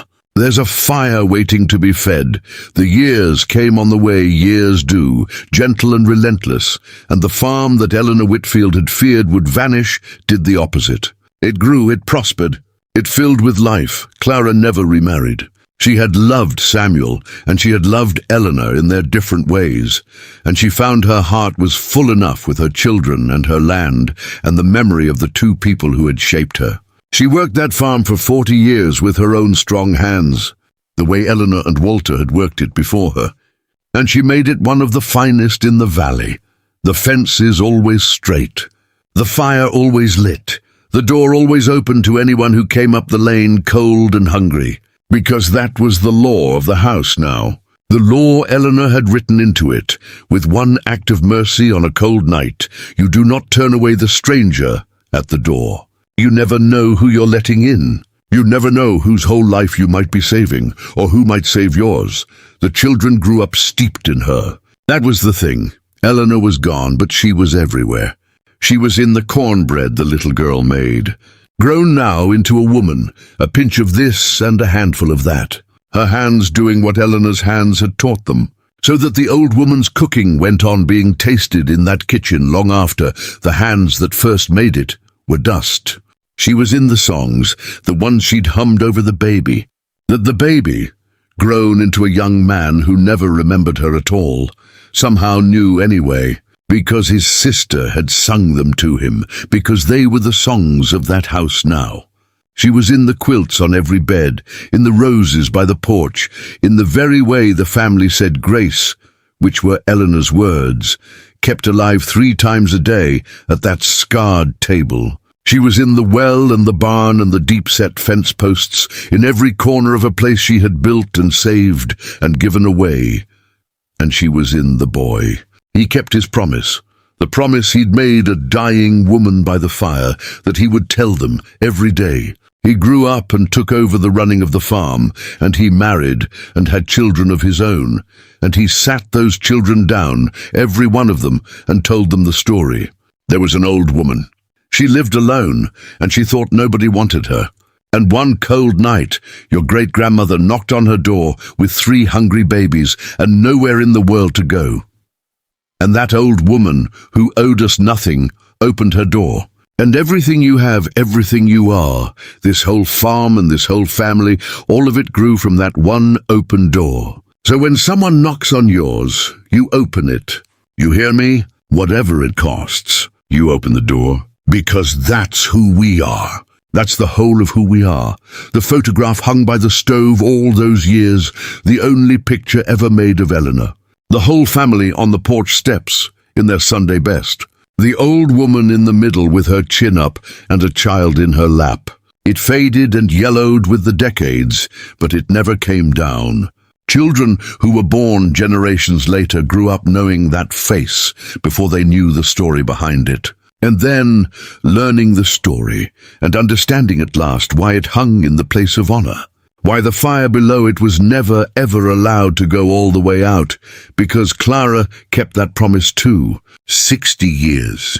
Through every winter, every hardship, every grief and every joy, the fire in that stove was fed and banked and fed again, kept alive by one hand and then another, down the generations.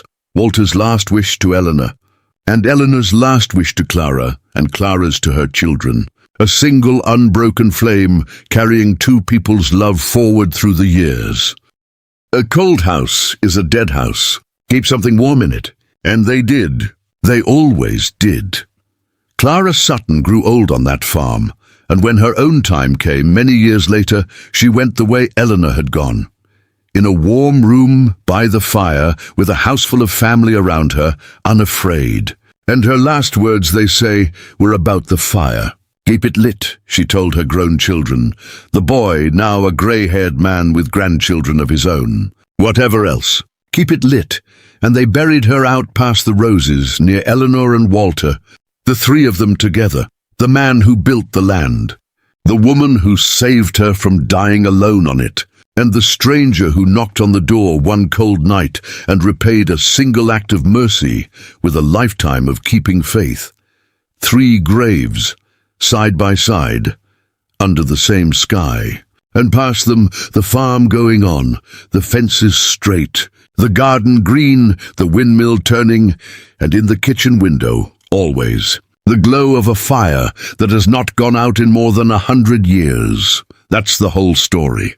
An old woman who was sure the world had forgotten her, and a young mother with nowhere to go, and one open door between them that saved them both. Eleanor thought she was taking Clara in. Clara thought Eleanor was rescuing her. And the truth Eleanor found in her last golden autumn was that they saved each other in equal measure for the price of a single knock on a cold night. Because that is how it so often works. In this hard and beautiful world, the person you think you're helping is the one who ends up saving you. The door you open for a stranger turns out to be the door to the rest of your own life. And the smallest mercy, a bowl of beans, a warm fire, one night out of the cold, can echo down 100 years and never stop. So keep your fire lit, and when someone knocks, cold, weary with nowhere left to go, remember Eleanor Whitfield, who almost died alone because for 60 years she was too proud to open her door, and who found, the one time she finally did, that everything she'd ever longed for was standing right there on the other side of it. Open the door. You never know whose whole life you're about to save. You never know whose life is about to save yours. Now I want to hear from you before you go. Somewhere in your life, was there an Eleanor? Someone who took you in, believed in you, opened a door for you when you had nowhere else to turn? Or were you the one who opened the door for a stranger and had it change everything? Tell me their name down in the comments. Tell me their story. Let's fill this page with all the Eleanors and all the open doors, because as long as we keep telling about them, that fire never goes out. And if this story touched your heart, share it with someone who needs to be reminded that one small kindness can echo for 100 years. God bless you, and thank you for staying with me to the end.